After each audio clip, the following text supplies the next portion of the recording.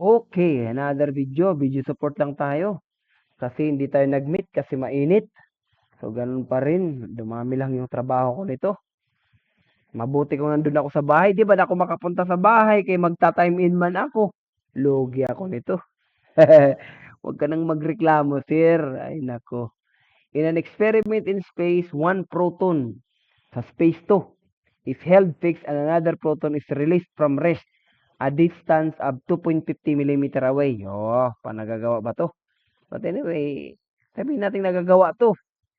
So, meron kong dalawang proton na so positive charge. Dalawang proton, ano kalayo? Gaano kalayo? 2.50 millimeter away. Mantakin mo, ganong kaliit na proton, kaya nilang mapaghiwalay ng 2.50 millimeter. Sige lang, theoretical lang naman to. Pinang-compute lang yata to. First question, what is the initial acceleration of the proton after it is released? So, kung proton to sila, so basically, may charge to na, yung charge nito is positive 1.602 times 10 to the negative 19 coulomb. So, dalawang proton man ito, so pareho lang sila. So, by that, we can compute actually, tulad ng kanina, force is equal to ma. Diba? And equal to K, and then Q1, Q2 all over R squared. So, we can actually calculate acceleration, which is K, Q1, Q2 all over M, R squared. Diba? So, substitute tayo. 8.988 times 10 to the 9. Unit is Newton meter squared per coulomb squared. Multiplied ng Q1.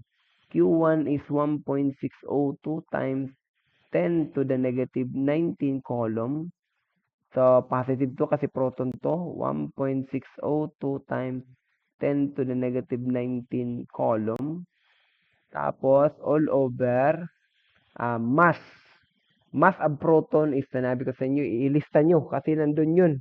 Sa mga constant na naman, mass of a proton is 1.67262. 1.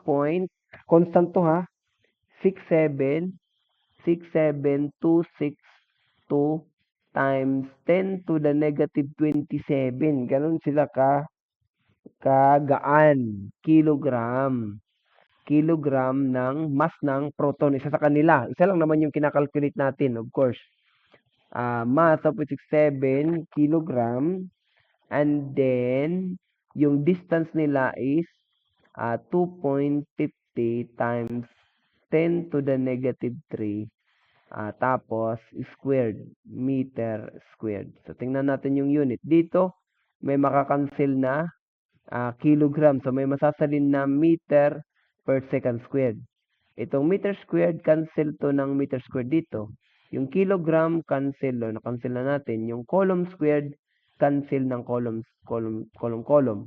So, yung matitirang unit is meters per second squared para sa acceleration, which is tumpak ganun. So, we are on the right track.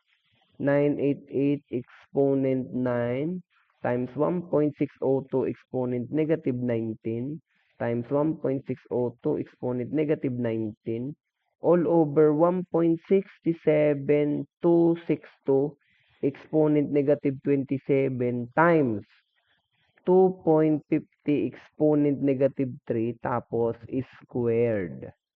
So, may lalabas na 22,000. 22,000. Ang lakas. Ang bilis ng acceleration. 22,000 meters per second squared. Or pwede tayong sabihin 2.2 times 10 to the 4 meters per second squared. Yun yung what is the acceleration of the proton. Yun yung acceleration niya, A. Diba? Baka itanong ko nito, gaano karaming G yan? G. So, i-divide mo lang yan ng 9.80665. So, na-imagine natin kasi yung isang G, yun yung nagpo-pull sa atin sa Earth. So, ito, gaano karaming G yan? Ang dami, 2,250. 'Di ba ang bilis? Or kung you could just imagine kung merong gano'n na G na magpu-pull sa'tin, talaga hindi tayo makakapaglakad sa surface na 'yun kasi ang bigat nun, 'di ba? Gano'n. Okay, thank you guys. Tingnan muna natin yung answer dito. Baka nagkamali si sir. 2.21 times 10 to the 4. Oy, 2.21. 2.21.